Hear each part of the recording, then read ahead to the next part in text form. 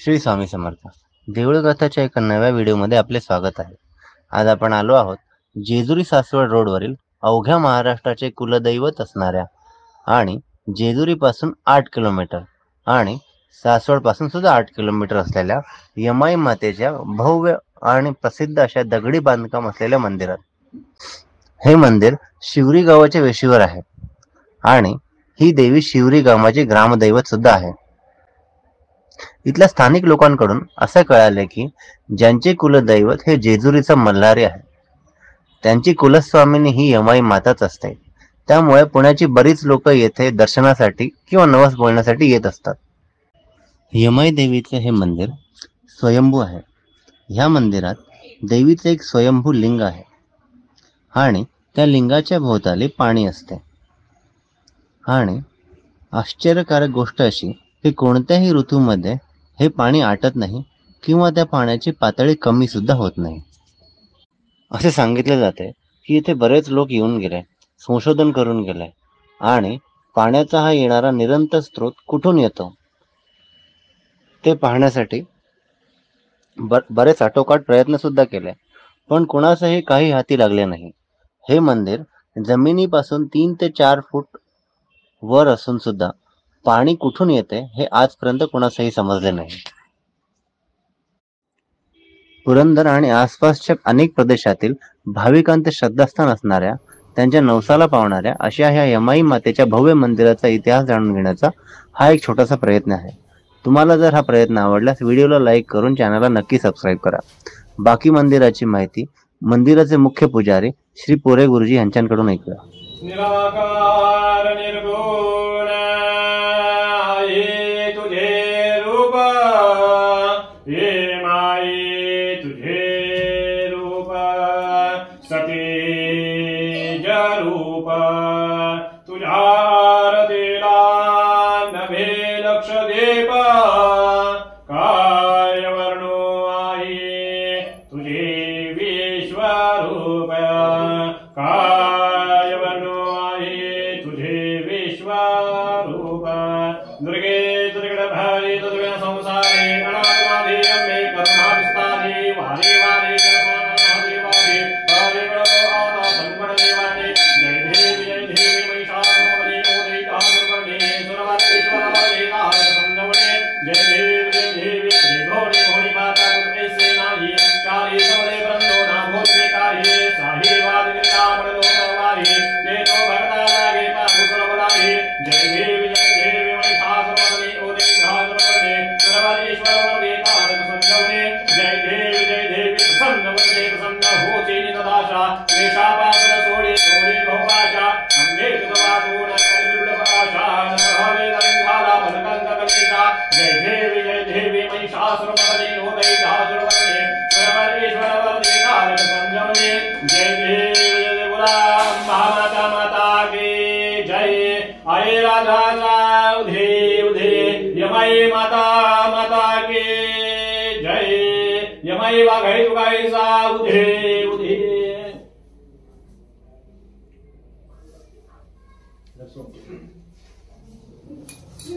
सर्व मंगल मांगल्ये शिवे सर्वार्थ साधिके शरण्ये त्र्यंबके गौरी नारायणी नमोस्तुते. नमो नमः. महाकाली महासरस्वती महाजगदम्बा शक्तिः रूपा श्री स्वयंभू यमई दिव्ये नमो नमः. नमो देवी महादेवी शिवाय सततं नमो नमो ये प्रकृतिपुत्राय नीताय प्रणीताय सुतं. हरि ओम पार्वती रूपाय विद्महे शिवरी निवासिनी धीमहि तन्नो यमई प्रचोदयात्. नमस्कार, मी योगेश शास्त्री पोरे, यमाई देवीचा मुख्य पुजारी. या यमाई देवीचं मंदिर जे आहे हे मंदिर जे आहे हे शिववरती आहे. शिव म्हणजे या गावाचं नाव आहे शिवरी आणि या 3 गावाचा इथं संगम होतो. इथं जे पलीकडे बसलेला आहे या कोपऱ्यामध्ये खळदची हद्द येते, या पलीकडे आहे ही वाळूंची हद्द आणि मी इथं जे बसलो इथं शिवरी यमाई शिवरी. अशा 3 गावाच्या मधोमध ही देवी आहे. हे देवीचं मंदिर जे आहे हे आतापर्यंत आमच्या इथं जवळजवळ 7वी ते 8वी पिढी चालू आहे. म्हणजे आम्हाला सुद्धा माहित आहे की किती जुनं गुरु आहेत, पण आमचे आजोबा पंडित जे सांगतात की ते हे जे मंदिर आहे एक 1257च्या आसपासचं आहे काय. तर हे मंदिर जे आहे आपल्या देवीचा अवतार जो आहे, हा अवतार जो आहे हा पार्वतीचा अवतार आहे. पार्वती म्हणजे तुळजाभवानीचा अवतार आपला हा देवीचा. आपली देवी जी आहे ही अष्टभुजा देवी आहे. अष्टभुजामध्ये शंखचक्र गदा असते, म्हणजे देवीला 8 हात. आणि देवीचं वाहन जे आहे, हे देवीचं वाहन जे आहे ही रेड्यावरती बसलेले आहे. महर्षी म्हणजे रेड्यावरती स्वार आहे. देवीच्या डोक्यावरती शिवलिंग आहे मस्तकावरती.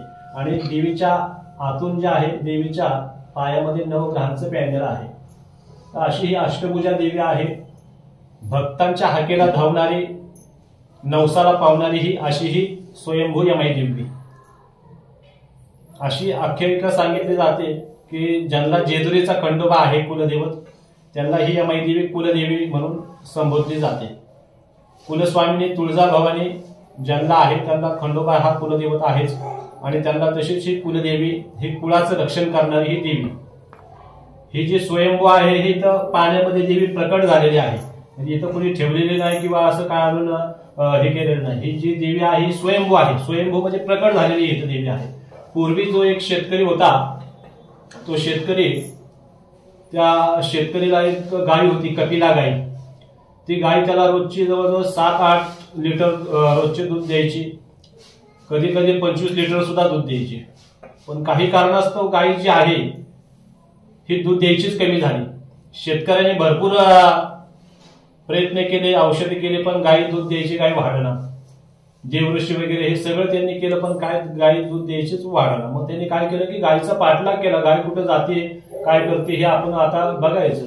म्हणून त्यांनी काय केलं, एक दिवशी अरण्यात अशीच गाय सोडून दिली. पाणी वगैरे पाजून नित्यक्रम आटपून गाय ही अरण्यात सोडून दिली. त्या दिवशी गाय असं फिरत फिरत असता एक इथं पहिलं वारुळ होतं. वारुळावरती गाय आली की वारुळावरती संततधार गायीची दुधाची इथं चालू राहायची. मग त्या शेतकऱ्यांनी असं 2-3 दिवस पाठलाग केला की गाय घरी दूध देत नाही, पण इथं आली की वारुळावरती संततधार दुधाची धार देते. मग त्यांनी काय केलं की आपण जर हे वारुळ जर काढून जर टाकलं तर आपल्याला गाय घरी येऊन दूध सुद्धा देईल आणि आपला प्रपंच व्यवस्थित चालेल. म्हणून या हेतूने त्या शेतकऱ्यांनी घरी जाऊन नांगर घेऊन आला. आणि या नांगराचा त्या वारुळाला फळ लागतं. इथं स्वयंभू हा नांगराचा हा फळ आहे. इथं नांगराचा फळ लागला आणि देवी इथं प्रकट झाली. रक्ताच्या चिंधनामुळे त्यावेळेस शेतकरी रडू लागला, पण देवी म्हणते तू रडू नकोस, या पृथ्वी तलावरती मी प्रकटच होणार होते, तू एक निमित्त झालास.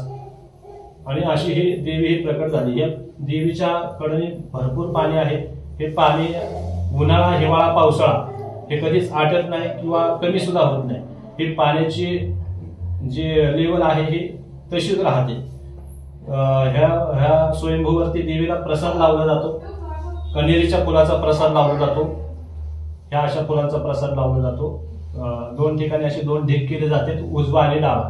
कोणाची काय अडचण असेल तर यावरती देवीचा आपल्याला प्रसाद उजवा आणि डावा हा देवी कौल देते. मग त्या पद्धतीने लोक मार्गी लागतात का. आणि जी आपली यमाई ही कशी प्रकट झाली किंवा तिची आख्यायिका, तिचं नाव कसं झालं प्रकट, की ज्यावेळेस प्रभू रामचंद्रांची पत्नी सीतामाई हे लंकापती रावणाने हरण केली होती, त्यावेळेस प्रभू रामचंद्र भरपूर दुःखी झाले होते, व्याकुळ झाले होते आपली पत्नी रावणाने नेल्यामुळे. आणि प्रत्येक वृक्षाला ते आलिंगन मारायचे आणि सीतामाई सीतामाई असे हाक मारायचे. त्या दिवशी प्रभू रामचंद्र सगळ्या झाडांना, वृक्षांना आलिंगन देत असता आकाशामध्ये महादेव आणि पार्वती माता हे आकाश भ्रमण करीत होते.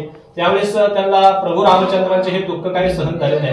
त्यामुळे त्यांनी काय केलं, पार्वती मातेने त्यांना दुःख सहन न झाल्यामुळे पार्वती मातेने काय केलं की सीतेमाईचं रूप घेतलं.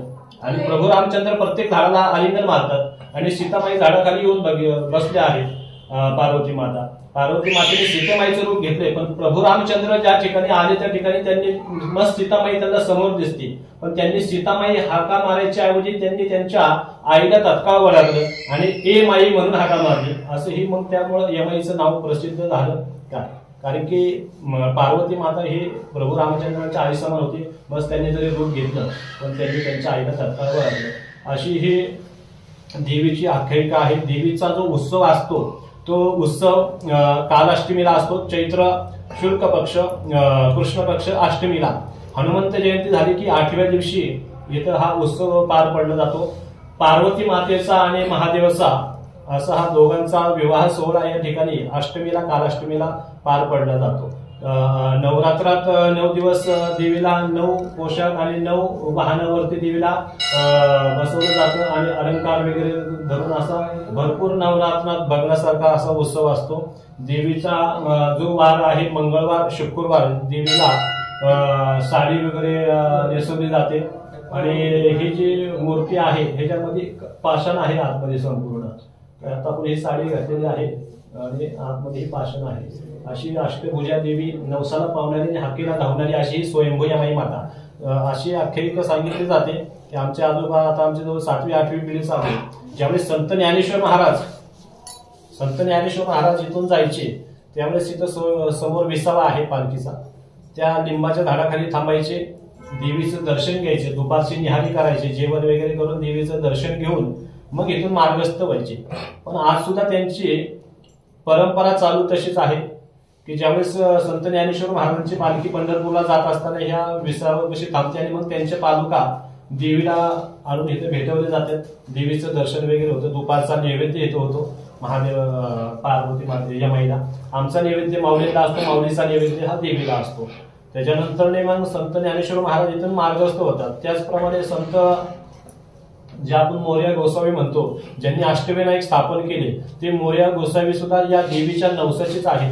त्याच्यानंतर हे गणपती अष्टविनायक स्थापन झाले, त्यांचे सुद्धा गणपती जो आहे त्यांची सुद्धा पालखी इथे येते, देवीला भेटली जाते. त्यांना सुद्धा देवीचं दर्शन वगैरे करून मग ते इथून मार्गस्थ होतात. अशी ही देवी आहे. आणि जे स्वराज्याचे आपण म्हणतो पहिली जी लढत झाली ती सुद्धा इथूनच जवळच वाळूज गाव आहे, वेलसर गाव आहे, तिथंच पहिली स्वराज्याची पहिली लढत झाली. त्यावेळेस सुद्धा छत्रपती संभाजी महाराज शिवाजी महाराज पहिले इथे यायचे, त्यावेळेस इथून मगच दर्शन वगैरे. कारण की पार्वती माता ज्यावेळेस तुळजाभवानीने ज्यावेळेस शिवाजी महाराजांना तलवार दिली त्यावेळेस सुद्धा आमचेच वंशज होते गुरु समाज की त्यांनीच बाबा पूजा वगैरे करून त्यांना ते तलवार ही तुळजा मातेच्या मंदिरामध्ये त्यांना दिली आणि तिथून पुढे हे सगळं चालू झालं. तर अशी आख्यायिका ही देवी आहे, नवसाला पावणारी आणि हाकेला धावणारी अशी ही स्वयंभूयामाई देवी.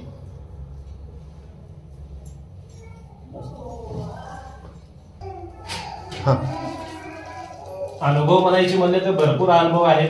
कुणाला मुलं बाळ नव्हती की काय कायांना जवळजवळ 18 ते 30 वर्ष झाले की कुणाला संतती नाही. काय संतती नाही, पण आपण इथं देवीला प्रसाद लावल्यानंतर कौल लावल्यानंतर देवीने काय त्यांची जी अडचण आहे त्या पद्धतीने त्या मार्गाने ते लोक गेल्यामुळं आज त्यांना जवळजवळ भरपूर असे अनुभव आहेत की त्यांना कोणाला संतती नव्हती, संतती झाली.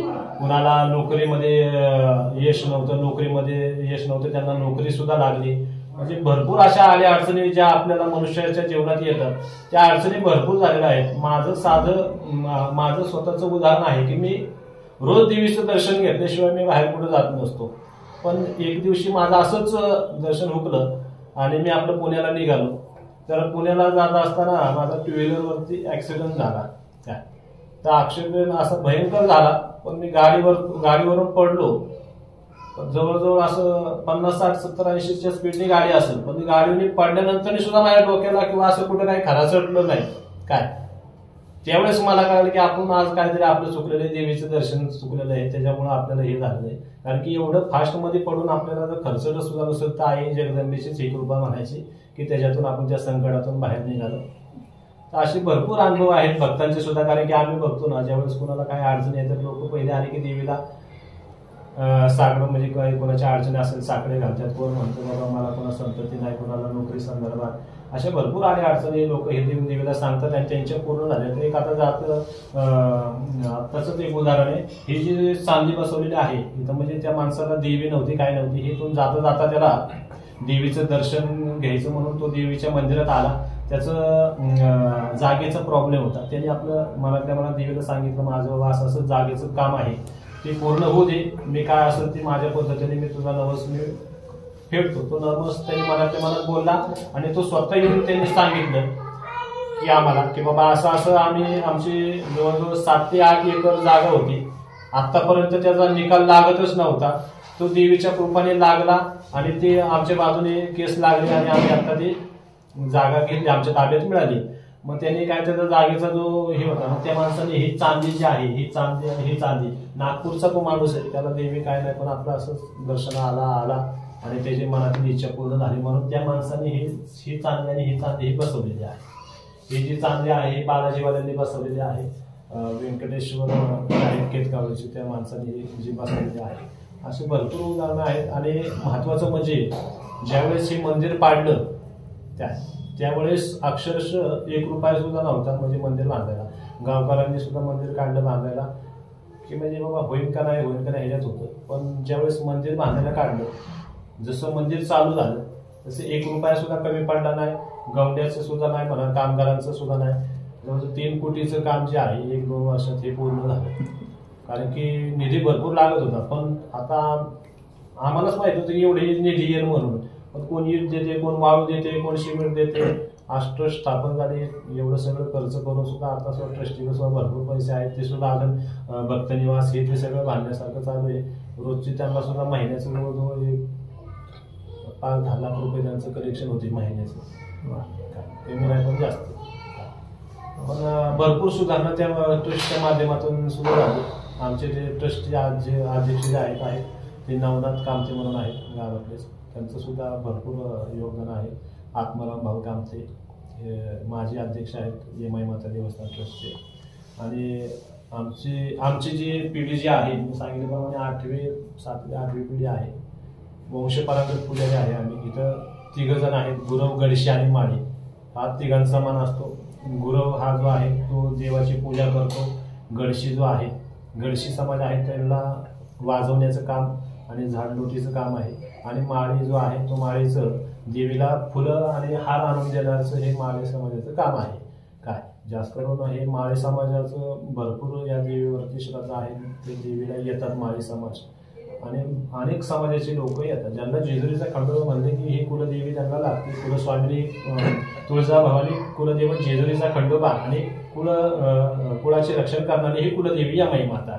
आपण आपण ज्या गावात राहतो ते ग्रामदेव, स्थानदेव असं आपण म्हणतो. अशा 5 देव असतात. तशी ही आपली कुलदेवी म्हणून मानलेली आहे. भरपूर या महाराष्ट्रात भरपूर देवस्थानं आहेत यमाई देवीचे. देवीचे भरपूर जे मंदिर आहेत यमाईचे. साताऱ्यामध्ये औंची यमाई आहे. जी लोक पालीच्या खंडोबाला जातात त्यांना ती यमाई देवी लागू पडते, म्हणजे ती लोक त्या यमाईला जातात. तसंच या खेड तालुक्यात दावडीचा खंडोबा म्हणून आहे. ती दावडीच्या खंडोबाला लोक जाणारी ती कनेरसेरची यमाई आहे. तिथं त्या कनेरसेरच्या यमाईला जातात. जी लोक नगरमध्ये खंडोबाचं मंदिर आहे जागृत, ते लोक जिथं तिथे जातात. ती लोक राशींच्या यमाईला जातात. त्याचप्रमाणे हे जसं आपलं जे देवीचं नातं आहे हा आपलं पार्वतीचा अवतार आहे. जेजुरीचा खंडोबा जसं महादेवाचा अवतार आहे तसं हा आपला देवीचा पार्वतीचा अवतार आहे. म्हणजे नातं जर बघितलं महादेव आणि पार्वती हे नवरा बायकोचं नातं आहे. तसेच ज्योतिबाचं मंदिर जे आहे कोल्हापूरमध्ये त्या ठिकाणी मात्र तिथं नातं वेगळं आहे. तिथं ज्योतिबाने या यमाईला बहीण म्हणून मानलेला आहे. असं हा देवीचा इतिहास आहे. देवी सकाळी मंदिर जे आहे हे पहाटे 5 वाजता मंदिर उघडलं जातं. सकाळी देवीचं मंदिर उघडल्यानंतर देवीचं त्या ठिकाणी महापूजा होते. महापूजा झाल्यानंतर इथं देवीला अभिषेक वगैरे कुणाचे असलेला अभिषेक वगैरे इथे केले जाते. आणि नंतर मग देवीला साडी वगैरे नेसवली जाते, पोशाख घातला जातो. आणि मग त्या ठिकाणी 6:30-6च्या दरम्यान एक महाआरती होते.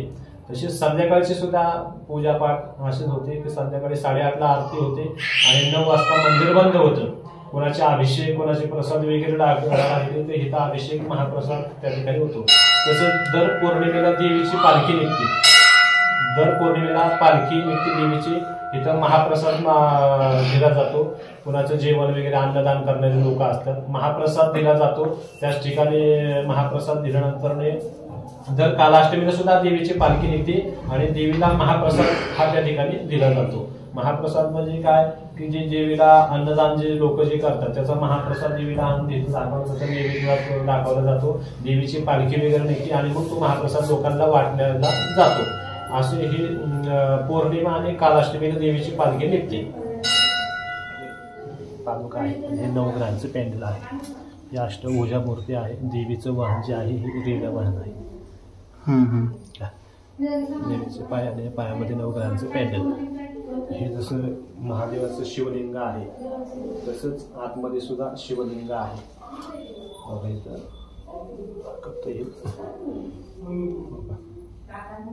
देवीच्या पाठीमागे देवीच्या मस्तकावरती हा असं शिवलिंग आहे. आणि ही अष्टभुजा मूर्ती.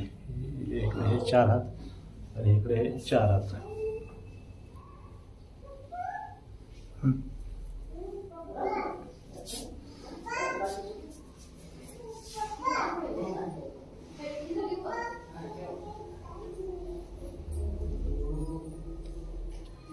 हे जे देवी जे आहे का हे जे देवीचं जे शेजघर आहे त्याला आपण शेजघर म्हणतो की ज्यावेळेस संध्याकाळी देवीचा मुखवटा इथं बदलला जातो. हा जो चांदीचा मुखवटा आहे तो काढला जातो आणि हा पितळाचा मुखवटा तिथं संध्याकाळी घातला जातो. म्हणजे या देवीला थोडक्यात यमाई, वाघाई आणि तुकाई ह्या तिन्ही बहिणी ज्या आहेत. यमाई, वाघाई, तुकाई ह्या तिन्ही बहिणी आहेत. यमाई, वाघाई आणि तुकाई. इथं गावामध्ये 3 मंदिर आहेत. यमाई, वाघाई, तुकाईचा उदय असा म्हणलं जातो. तसेच मग हे मुखवटा असा रोजचा चेंज केला जातो. इथून एक 2 किलोमीटर वरती वाघाईचं मंदिर आहे आणि 3 किलोमीटरच्या आसपास एक तुकाईचं मंदिर आहे. ह्या तिघी बहिणी आहेत, यमाई, वाघजाई आणि तुकाई. हे शेजघर आहे देवीचं. इथे थोडासा हे मारा इथे लोकांना.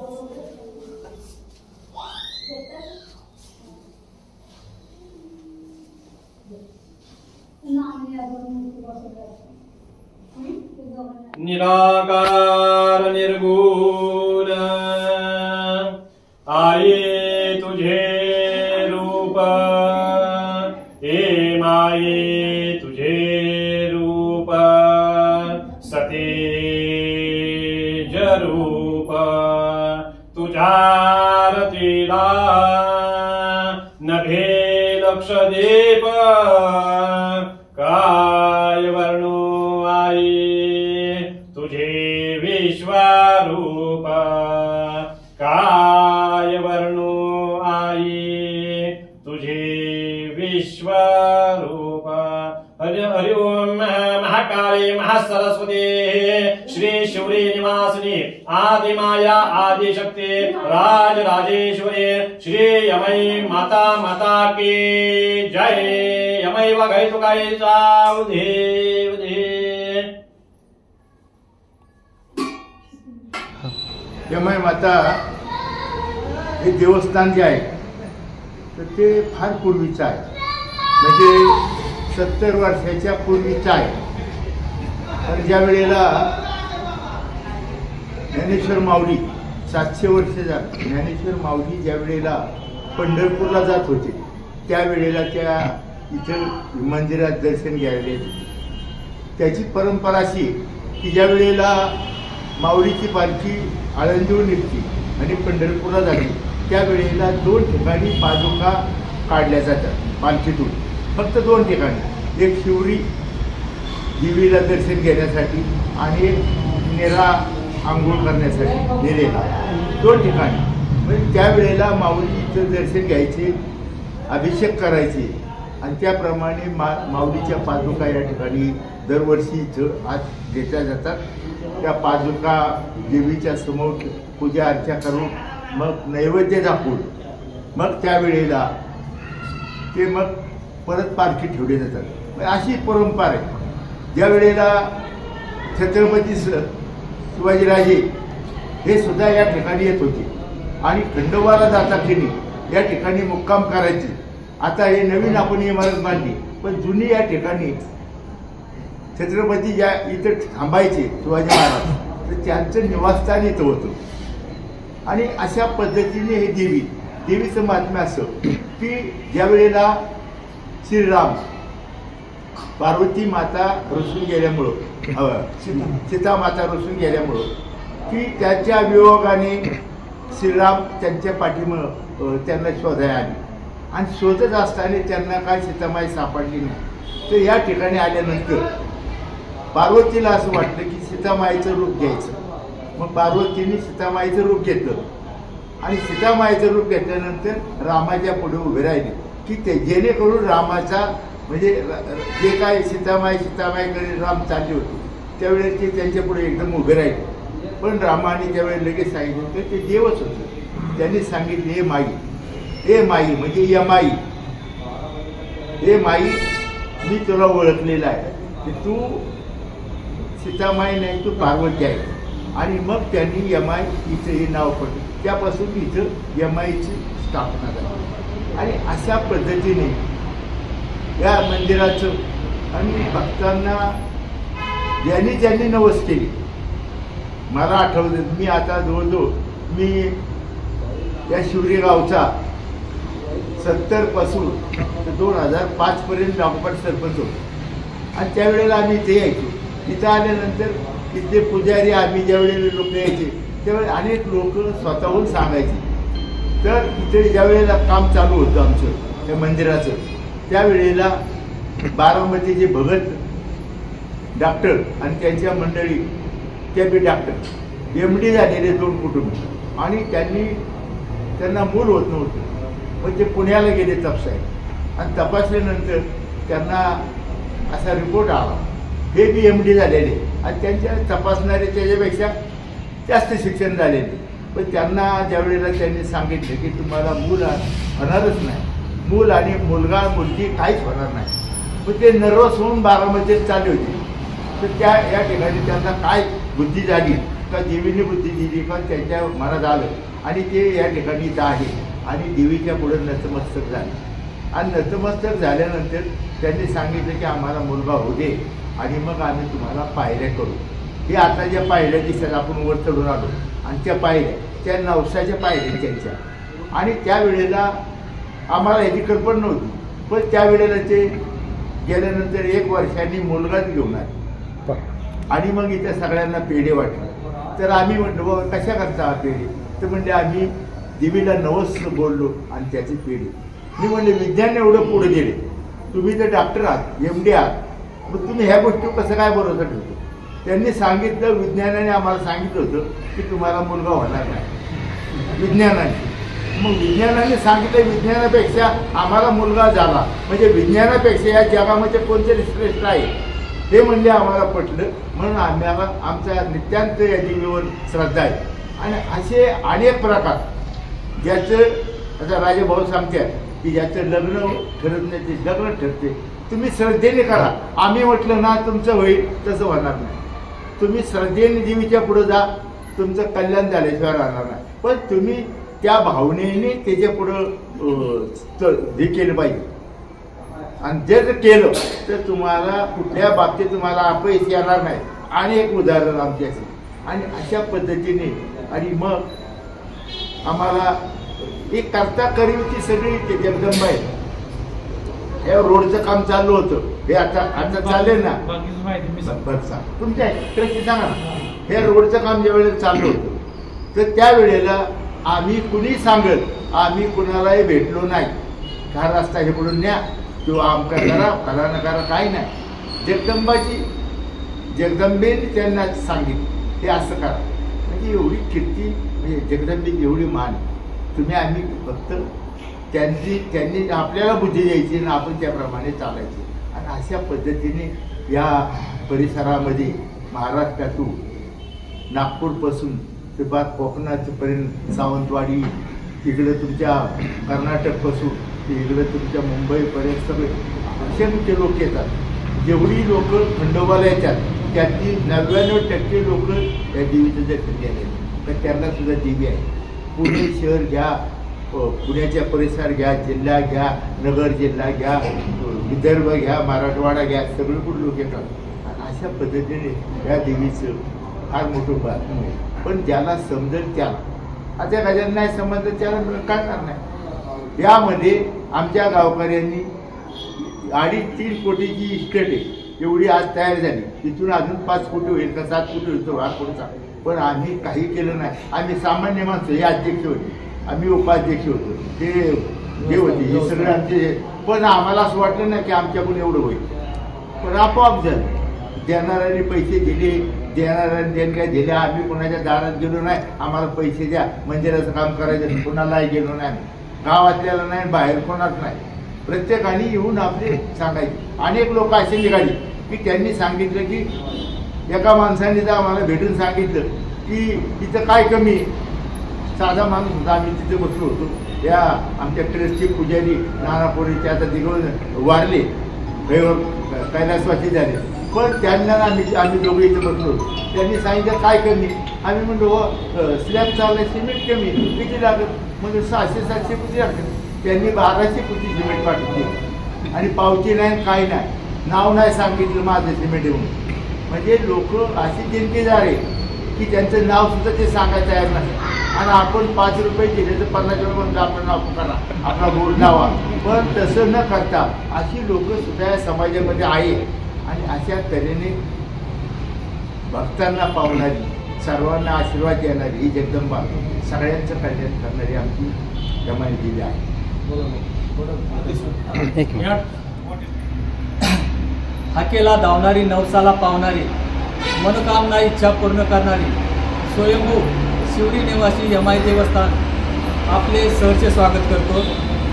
त्या देवीचे महात्म्य बापूंनी आणि भाऊंनी सांगितलं. पण जगातील एकमेव मंदिर असे आहे की हे की आपल्याला जीवनामध्ये जर पाणी हवे असेल तर आपल्याला विहीर खोदावी लागते, बोरवेल घ्यावी लागते. परंतु जगातील एकमेव मंदिर हे असे आहे की ह्या मंदिरामध्ये जमिनीपासून 10 फूट उंचावरती एक प्लिंथ आहे. त्या प्लिंथवरती देवीचं स्वयंभू लिंग आहे. त्या स्वयंभू लिंगाच्या वरती देवीची एक मूर्ती आहे. मूर्तीमध्ये देवीची अष्टभुजा आहे. देवी रेड्यावरती स्वार आहे. देवीच्या पायामध्ये 9 ग्रह आहे. डोक्यावरती शिवलिंग आहे. आणि जे स्वयंभू देवस्थानामध्ये 2 प्रकार असतात, एक प्रस्थापित आणि एक स्वयंभू. आपण जे 10 दिवसाचे गणपती बसवतो ते गणपती म्हणजे प्रस्थापित, आणि जे स्वतःहून उगम पावतं ते स्वयंभू. त्या प्रकारातलं हे देवस्थान आहे. मी तर म्हणतो स्वराज्याचं पहिलं तोरण शिवरायांनी 8 ऑगस्ट 1648 रोजी आयुष्यातली जी पहिली लढाई लढली, त्यावेळेला इथून बेलसर आणि खळद म्हणून गावी 2 किलोमीटरवरून आयुष्यातली पहिली लढाई लढली, ते जिंकले. जाताना ह्या देवीचं दर्शन घेतलं. ह्या देवीवरती, देवीच्या समोर जे स्वयंभूलिंग आहे त्याच्यावरती अभिषेक करतात. तो कन्हेऱ्याच्या फुलांचा असतो. देवीने कौल दिला तर इम्पॉसिबल काम हे पॉसिबल होतं. राजांना जर मुघलांच्या त्रासामुळं तुळजापूरला जाणं पॉसिबल नसलं झालं तर इथे यायचे, देवीला कौल लावायचे. आणि देवीला कौल लावल्यानंतर देवीने जर कौल दिला तर राजे पुढे लढायला जायचे आणि तिथे यशस्वी व्हायचे. त्यामुळं म्हणतो मी 8 ऑगस्ट 1648 रोजी शिवरायांनी जे स्वराज्याचं तोरण बांधलं ते हे देवीचं दर्शन घेऊन इतक्या देवीचं प्रचंड महात्म्य आहे. महालक्ष्मीचं विघ्न विष्णुपत्नीचे दिमे तन्नो लक्ष्मी प्रचोदयात. 30 पार्वती, 30 महालक्ष्मी, 30 सरस्वती हे अष्टभुजा रूप, 9 चंडी, सप्तशतीतल्या सगळ्या ग्रंथाचे 13 अध्याय या देवीला लागू पडतात. तुम्ही या तुमच्या स्किनचं कसलंही स्किन इन्फेक्शन असू द्या, मॅजिक ऑफ दी गॉड, त्या स्किनला त्यांचं पाणी लावल्यानंतर स्किन इन्फेक्शन पण बरं होतं. मी राजा भाऊ क्षीरसागर व्यवस्थापक ह्या देवस्थान ट्रस्टवरती मी काम केलं. त्या इथनं भरपूर लोक येतात. मला एक सगळ्या भक्तगणांना हात जोडून विनंती करायची ही स्वयंभू जगामध्ये असं दुर्मिळ मंदिर आहे. या मंदिराला या, तुम्ही देवीला भेट द्या. या जीवनामध्ये येऊन आपल्या जीवनाचा जीर्णोद्धार आणि उदर करा एवढीच विनंती करतो आणि मी थांबतो. या ठिकाणी आपण देऊळ गाथा या यूट्यूब चॅनलतर्फे आमच्या मंदिरामध्ये आलेला आहात. आपलं हार्दिक असं स्वागत. या देवस्थान ट्रस्टची स्थापना 18 जून 2015 रोजी धर्मदाय आयुक्त कार्यालय पुणे यांच्या मान्यतेने करण्यात आली. आणि जेव्हापासून ही स्थापना झाली तेव्हापासून आपण म्हणतो तो देवीची किमया आम्हाला पाहायला मिळाली. बापूंनी सांगितल्याप्रमाणे ग्रामस्थांकडे किंवा कोणत्याही भक्तांकडे आम्ही त्यांच्या दारामध्ये गेलोच नाही आणि आमच्या मंदिराच्या जीर्णोद्धारासाठी, या नूतनीकरणासाठी अमुक इतकी वर्गणी द्या अशी मागणीच केली नाही. फक्त या समोरच्या पारावर बसून आम्ही जाहीर आवाहन केलं की हे काम सुरू झालेलं आहे, तेव्हा आपण आपल्या परीने त्यामध्ये खारीचा वाटा उचलावा आणि पाहता पाहता या ठिकाणी दर्शन घेणारे, देवीला नवस करणारे, वारीमध्ये चालणारे वारकरी यांच्याकडून मदतीचा ओघ चालू झाला। अनेक भक्तांना म्हणजे भारतातच नव्हे तर परदेशातून सुद्धा देणगीचा ओघ आलेला आम्ही पाहिला। आणि मग भारत देश असेल, महाराष्ट्र असेल, कर्नाटक असेल, गुजरात, त्यातल्या त्यात पुणे जिल्हा, नगर, नाशिक या ठिकाणाहून येणारा भक्तगण मोठा होता आणि जेजुरीला येणारा भक्त या ठिकाणी थांबतो आणि दर्शन घेतो। काम चाललेलं पाहून त्यांनी कोट्यावधी रुपये या ठिकाणी आम्हाला दिले। आजपर्यंतच्या परवाच्या आमच्या अकाउंटप्रमाणे, ताळेबंदाप्रमाणे 1,02,00,000 रुपये त्या ठिकाणी 2 कोटी 2,00,000 रुपयाचं उलाढाल त्या ठिकाणी झालेली आहे। आणि त्यामधला बापू म्हटल्याप्रमाणे वेळ्या ग्रामस्थांना माहिती आहे की गावातून आलेला ओघ हा 20% असेल, बाकी सर्व पैसे आम्हाला बाहेरून मिळाले। आणि मग ही जी योग्य रचना दिसते, ओवऱ्या दिसत आहेत, नंतर ही सभामंडपाची त्या ठिकाणी सजावट आहे, हे महाद्वार, त्या दीपमाळा आहेत, हे कार्यालय आणि त्या ठिकाणी सभामंडप आहे, त्याचं सर्व आर्किटेक्चर डिझाईन आम्ही बनवलं आणि त्याप्रमाणे काम करून घेऊन धर्मदाय आयुक्तांची मान्यता दरवर्षी आम्ही घेतो। इतका चोख कारभार या ठिकाणी पाहिल्यानंतर भक्तगण आणि ग्रामस्थ मोठ्या संख्येने या ठिकाणी सहभागी घेतात आणि देवीचं महात्म्य तुम्हाला त्याचे उपाध्यक्ष पवनबापू कामते यांनी सांगितलं त्याप्रमाणे आहे। तर आपण जे पाहताय त्यामध्ये आणखी आम्हाला 2-3 कामं करायचे। बाजूला एक सुशोभीकरणाचं काम, त्या ठिकाणी उद्यान, पाठीमागे एक भक्तनिवास आणि जेवण्यासाठी सभागृह, किचन आणि पुढचे उपक्रम आमचे असे असतील की गरीब विद्यार्थी आहेत किंवा समाजामधले काही रुग्ण असतील, काही व्याधी त्यांना असतील, त्या रुग्णांना आम्ही मदत करण्याचा पुढचा आमचा उपक्रम आहे। आणि म्हणून आमच्याकडे पिण्याचं स्वच्छ पाणी, हा व्हरांडा एकदम स्वच्छ आहे।